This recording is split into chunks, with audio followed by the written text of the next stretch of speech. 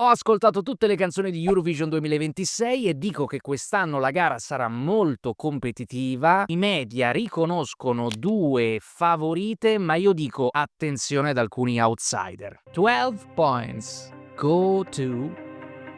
Benvenuti e ben ritrovati in questa nuova puntata del podcast Il Negozio dei Dischi. Ciao, io sono Goz. Oggi, come sempre, parleremo di musica e cercheremo di concentrarci nuovamente su quello che sarà Eurovision 2026. Il Negozio dei Dischi.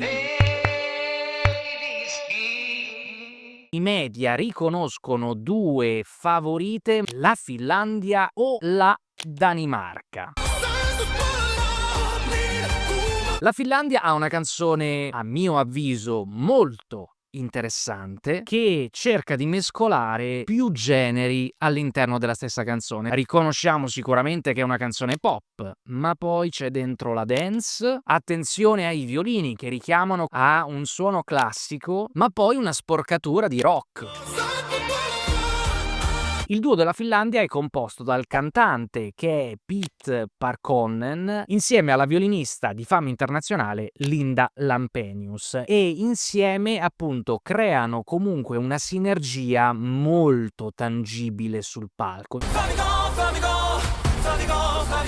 La seconda canzone che viene identificata come papabile vincente di questa edizione, dicevamo, la Danimarca, con For Vigar Hjem. È una canzone emotiva, coinvolgente, lui è un cantante queer, è una canzone questa che probabilmente cresce nel tempo, quindi non è molto da primo ascolto.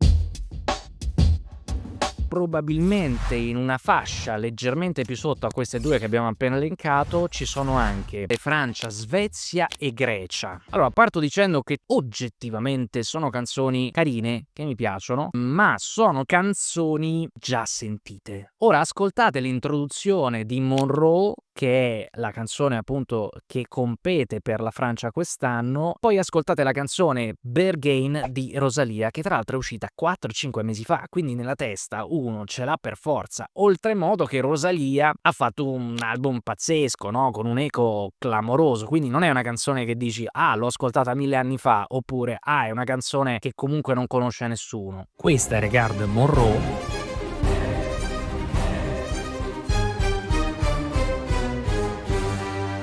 Questa è Berghain di Rosalia.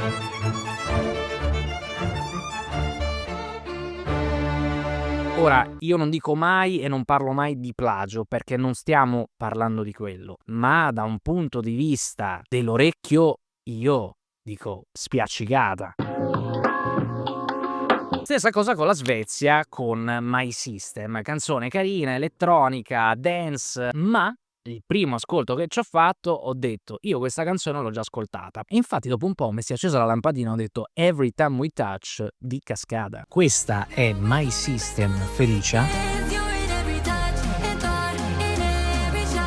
e questa è Every Time We Touch Cascada. Addirittura ci sono alcune parole che sono uguali. Ora, bella canzone My System, però l'ho già sentita.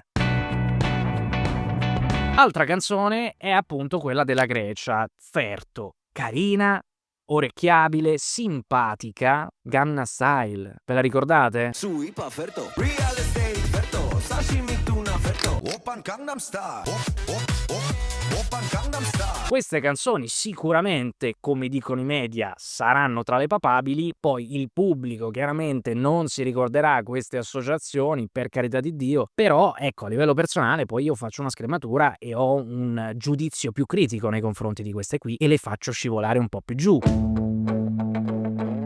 Ma ora, grande richiesta, non è vero, farò la mia classifica personale proprio come a Eurovision. Quindi partiamo, un punto per Lussemburgo.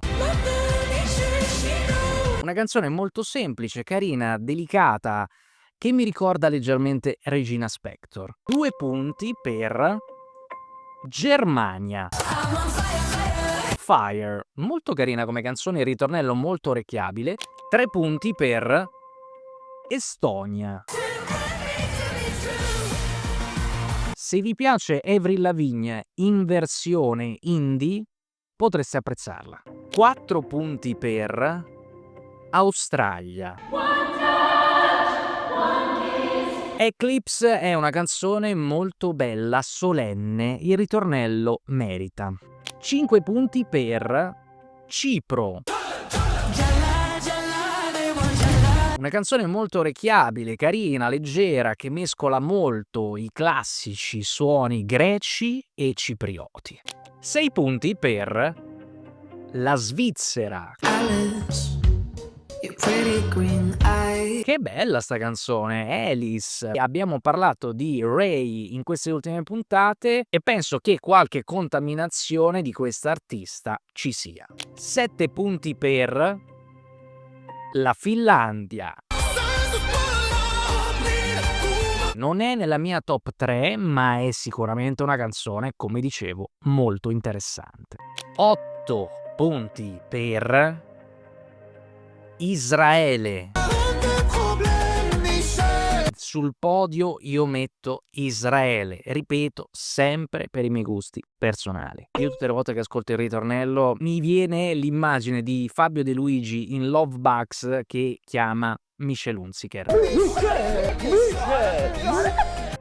10 punti per la Danimarca. Come abbiamo detto, è una canzone tra le papabili vincenti e io la metto al secondo posto. E care amiche e amici, esattamente come direbbero la sera di Eurovision, 12 points go to Malta. Wow! Ora, io vi dico, non è la canzone che vincerà, perché purtroppo sono abbastanza convinto che i miei gusti personali siano anche un po' di nicchia, ma la canzone a me è piaciuta tanto, molto bella, si chiama proprio Bella. Che bella! Ha un titolo italiano, ci sono alcune parole italiane, è molto leggera, molto sognatrice, emotiva e richiama molto il passato a livello di produzione musicale. Ora, come vi dicevo, io ascolto queste canzoni qua per i miei gusti, ma la sensazione è che se invece dovessi sbilanciarmi su un papabile vincitore di questa edizione, ecco, forse direi la Finlandia. Ora però voglio anche mettere in luce 2 variabili che possono essere l'ago della bilancia in questa competizione, che sono 1 la performance, perché ora abbiamo analizzato quelle che sono le canzoni e i miei gusti personali, poi però in una competizione proprio come quella di Eurovision è chiaro che la messa in scena, la regia, la scenografia, il modo in cui viene cantata la canzone è un altro tema, perché la canzone può essere bellissima, ma se poi ci sono delle incrinature sotto questi punti di vista, ecco, attenzione, perché magari chi è favorito potrebbe scivolare. Punto numero 2 da non sottovalutare è la variabile della giuria. Mentre il televoto penso che possa orientarsi più a questi nomi che abbiamo fatto tra i papabili vincitori, ecco, la giuria invece può essere più un punto interrogativo.